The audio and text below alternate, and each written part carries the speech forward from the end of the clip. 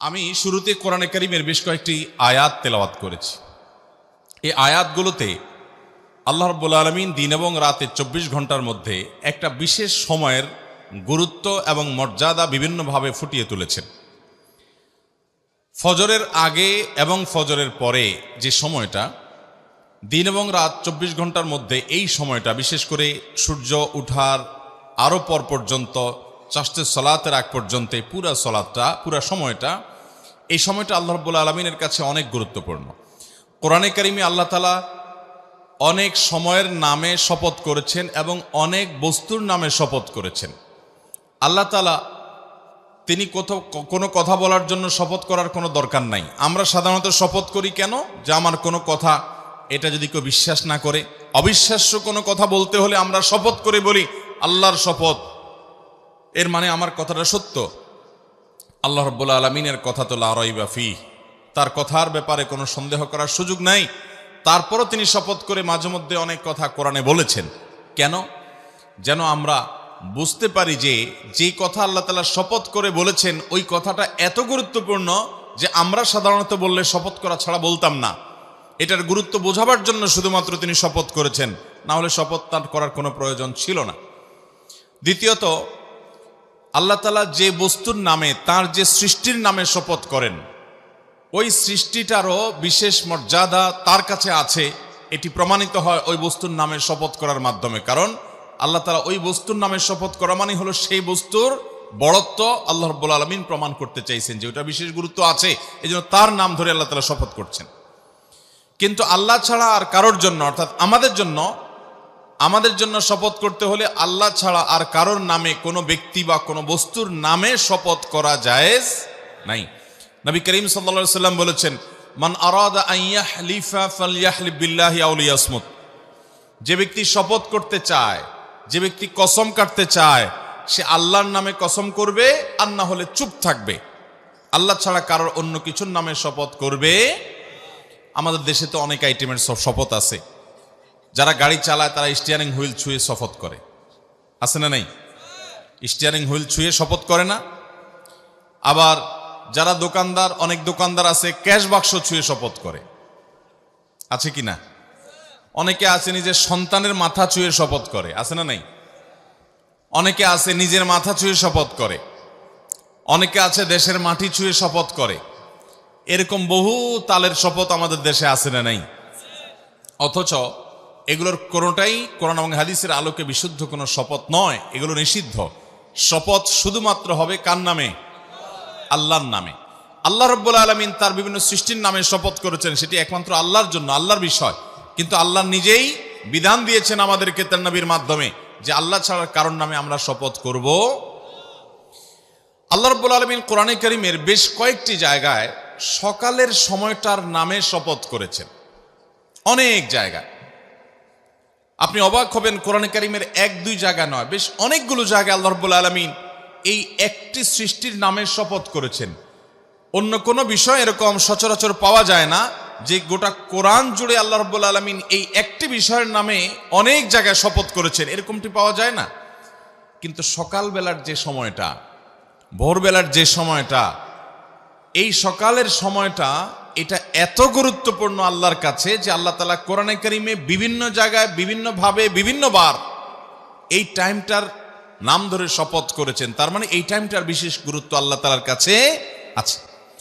কোথাও আল্লাহ তাআলা বলেছেন ওয়াস-সুবহি ইযা তানাফাস, সকালের শপথ, যখন সে সকাল বিকশিত হয়, উদ্ভাসিত হয়, আস্তে আস্তে আলোকিত হতে হতে দিনের দিকে পরিপূর্ণভাবে চলে যায়, সেই সকালের শপথ, অর্থাৎ দিনের প্রথম অংশের শপথ। আল্লাহ বলেছেন অন্য জায়গায় শপথ করে ওয়াল ফাজর, ফজরের শপথ, ভোরের শপথ। অন্য জায়গায় আল্লাহ বলেছেন ওয়াসাব্বিহুহু বুকরাতাও ওয়া আসীলা, তোমরা তাসবিহ বর্ণনা করো, পবিত্রতা বর্ণনা করো আল্লাহ রাব্বুল আলামিনের সকালে এবং সন্ধ্যায়। এই যে সকালে তাসবিহ বর্ণনা করে আল্লাহ নির্দেশ করেছেন। অন্য জায়গায় আল্লাহ বলেছেন ওয়াসাব্বিহ বিহামদি রাব্বিকা বিল আশিয়্যি ওয়াল ইবকার, আর তুমি তোমার রবের প্রশংসা মাখা তাসবিহ এটা বর্ণনা করো সন্ধ্যা এবং সকালে। সকাল এবং সন্ধ্যা অর্থাৎ দিনের শুরু এবং দিনের শেষ বা রাতের শুরু, এই সময়গুলো আল্লাহর কাছে অতীব গুরুত্বপূর্ণ। এর ভিতরে বিশেষভাবে গুরুত্বপূর্ণ হলো সকালের সময়টা। নবী করিম সাল্লাল্লাহু আলাইহি সাল্লাম দোয়া করেছেন, আল্লাহুম্মা বারিক লি উম্মতি ফি বুকুরিহা, আল্লাহ আমার উম্মতকে আপনি সকালের এই সময়টাতে বারাকা দান করেন। নবী সাল্লাল্লাহু আলাইহি সাল্লাম নিজে বরকতের দোয়া করেছেন আমাদের জন্য কোন সময়ে? সকালের সময়। অতএব মোহতারাম হাজরিন, একজন ইমানদারের কাছে দিন এবং রাত 24 ঘন্টার মধ্যে বিশেষ তাৎপর্য এবং গুরুত্বপূর্ণ সময় হলো সকালের সময়টা। এজন্য এই সকালের সময়টাতে আল্লাহ রাব্বুল আলামিন আমাদেরকে অনেকগুলো কর্মসূচি দিয়েছেন, অনেকগুলো ডিউটি ইসলামে দেওয়া হয়েছে। তার ভিতরে সবচেয়ে বড় ডিউটি হলো ফজরের সালাত জামাতের সাথে পুরুষরা, আর মহিলারা বাসায় ওয়াক্ত মতো সুন্দর করে আদায় করা। এটা হলো সকালের সবচেয়ে প্রধান ডিউটি।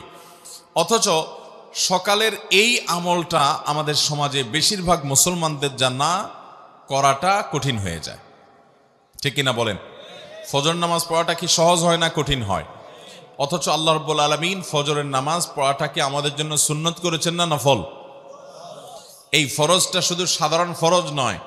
নবী করিম সাল্লাল্লাহু আলাইহি সাল্লাম বলেছেন, ফজরের নামাজে উপস্থিত হতে পারা এটা মুনাফিকদের জন্য খুব কষ্টকর হয়। আল্লাহর খাতায় কারা কারা মুসলমান আমরা নিজেরটা নিজে জানি না। আমি তো নিজেকে মুসলমান দাবি করি, কিন্তু আল্লাহর কাছে আমি মুসলমান হিসাবে অ্যাকসেপ্টেড হতে পেরেছি কিনা, লিস্টেড হতে পেরেছি কিনা, তালিকাভুক্ত হতে পেরেছি কিনা এটা আমি জানি না। তবে কিছু মার্কা আছে আল্লাহর কাছে, যাদের মুসলমান হিসাবে যাদের নাম লেখা আছে তাদের কিছু কি আছে? এর ভিতরে সবচেয়ে বড় মার্কাগুলোর একটা হলো ফজরের নামাজ আপনি পড়তে পারেন প্রতিদিন জামাতের সাথে। এটা মুসলমান আল্লাহর কাছে থাকার, আপনার লিস্টে নাম থাকার একটা মার্কা। আর যাদের ফজর নামাজ জামাতের সাথে পড়া হয় না, এটা তারা পারেন না, চেষ্টা করেও হয় না, তারা মাহরুম, তারা বঞ্চিত, তারা কপাল পড়া যে ফজর নামাজ তারা জামাতের সাথে আদায় করতে পারেন না। এই লোকগুলো মুনাফিকের মার্কা তাদের মধ্যে আছে। তাদের ইস্তেগফার করে দ্রুততার সাথে নিজেকে পরিবর্তন করার সংকল্প করতে হবে। তাহলে ফজর নামাজ জামাতের সাথে পড়বো তো ইনশাআল্লাহ। নবী করিম সাল্লাল্লাহু আলাইহি সাল্লাম বলেছেন, ফজরের সালাত আদায় করার জন্য যারা আলো আধারের মধ্যে বাসাবাড়ি থেকে বের হয়ে চলে যায়, আল্লাহ রাব্বুল আলামিন কিয়ামতের ময়দানে ভয়াবহ অন্ধকারের শাস্তি হবে একটা পিরিয়ডে। কিয়ামতে যে শাস্তি হবে তার একটা সময় থাকবে ভয়ঙ্কর অন্ধকার, ঘুটঘুটে অন্ধকার।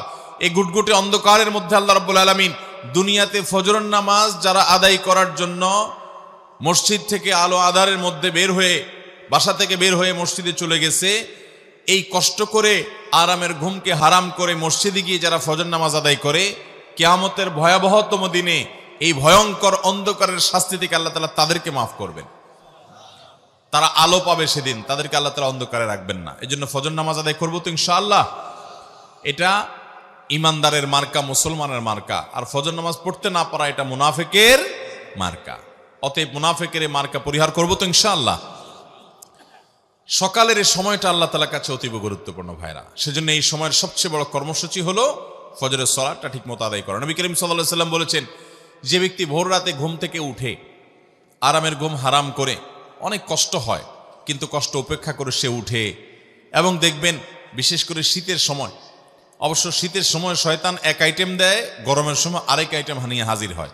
শীতের সময় শয়তান বলে, এত আরামের ঘুম, মাত্র কম্বলটা গরম হয়েছে, এখন এই কম্বল ফেলে উপরে বাহির হলে ঠান্ডা শেষ হয়ে যাব, পানিও ঠান্ডা, বাহিরেও ঠান্ডা, মসজিদের পথে যেতেও শীত লাগবে, কষ্ট হবে, শয়তান উঠতে দেয় না।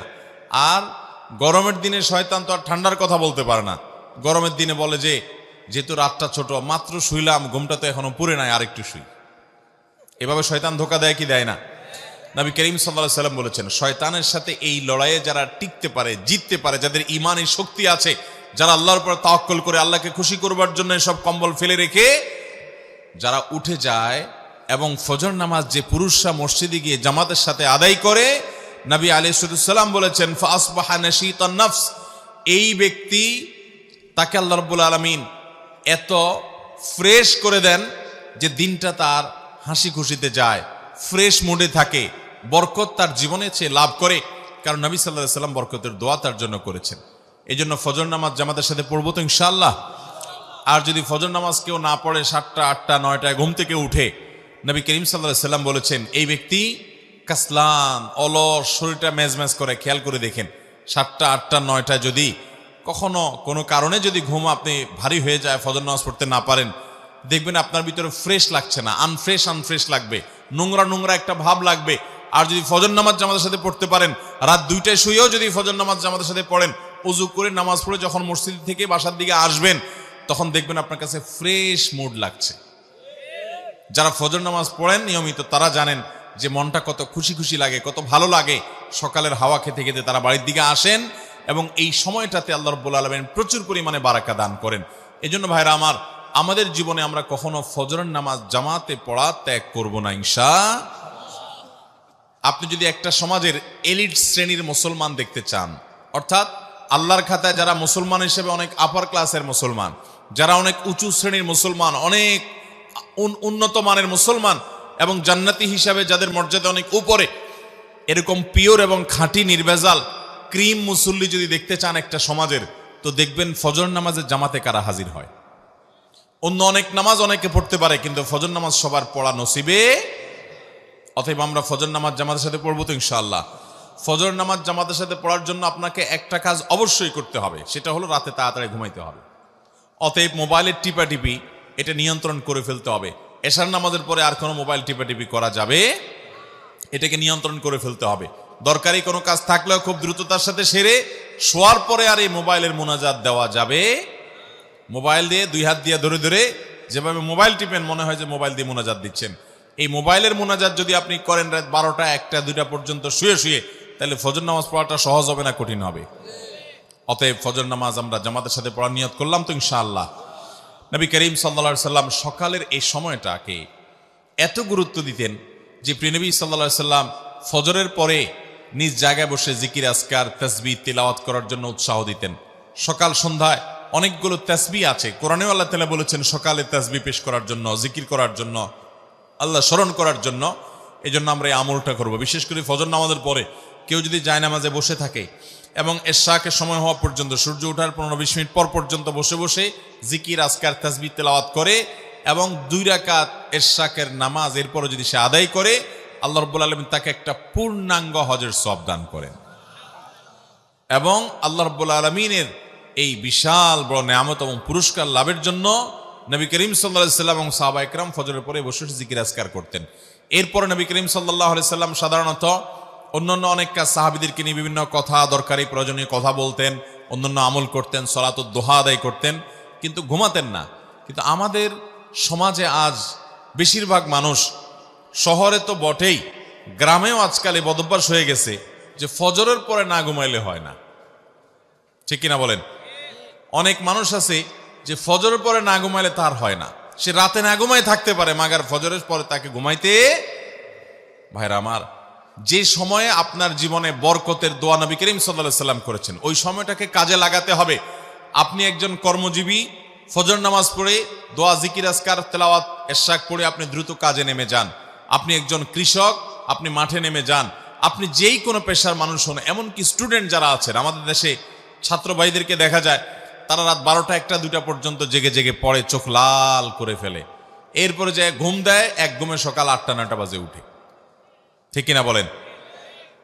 এটা কোনো আদর্শ শিক্ষার্থীর জন্য, তাদের পড়ালেখা করার জন্য কোনো আদর্শ সময় হতে পারে না।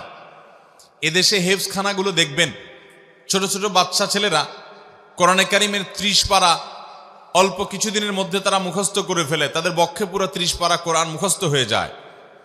তারা কোরআনকে নিজের মধ্যে রপ্ত করে ফেলতে পারে খুব অল্প সময়ের মধ্যে। তাদের এই কোরআনকে দ্রুততম সময়ে মুখস্থ করে ফেলার পেছনে একটা অন্যতম বড় কারণ হলো তাদের এই পড়াশোনার টাইমিংটা। বাংলাদেশের সমস্ত হেফজখানা মাদ্রাসাগুলোতে দেখবেন এশারের পরে 1-2 ঘন্টার মধ্যে তারা ঘুমিয়ে পড়ে।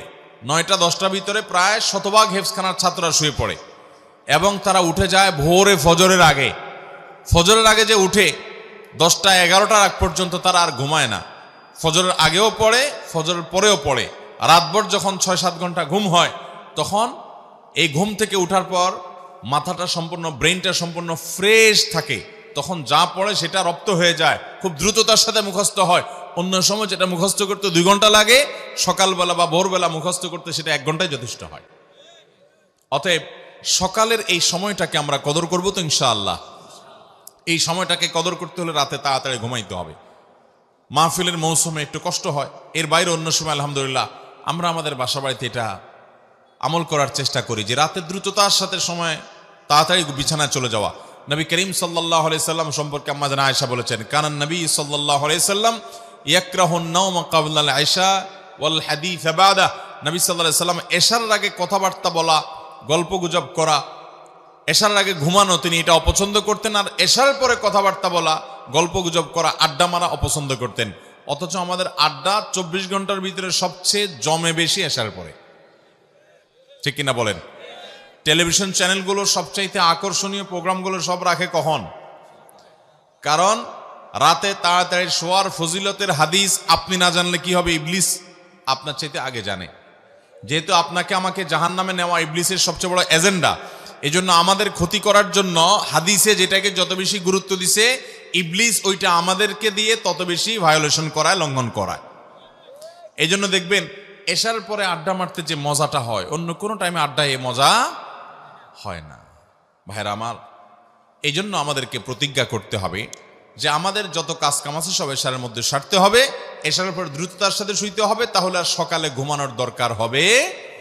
সকালের এই সময়টাতে আল্লাহ তাআলা বরকত দান করেন। নবী সাল্লাল্লাহু আলাইহি ওয়াসাল্লাম দোয়া করেছেন, আল্লাহুম্মা বারিক লি উম্মতি ফি বুকুরিহা, আল্লাহ আমার উম্মতকে সকালবেলার সময়টাতে বরকত দিয়েন। যে সময় আল্লাহ নবী বরকতের দোয়া করেছেন, ওই সময় আপনি ব্যবসা করলে ব্যবসায় বরকত হবে, আপনি কৃষি কাজ করলে সেখানে বরকত হবে, আপনি পড়ালেখা করলে সেখানে বরকত হবে, আপনি আমল করলে, জিকির আজকার তেলাওয়াত করলে সেখানে বরকত হবে।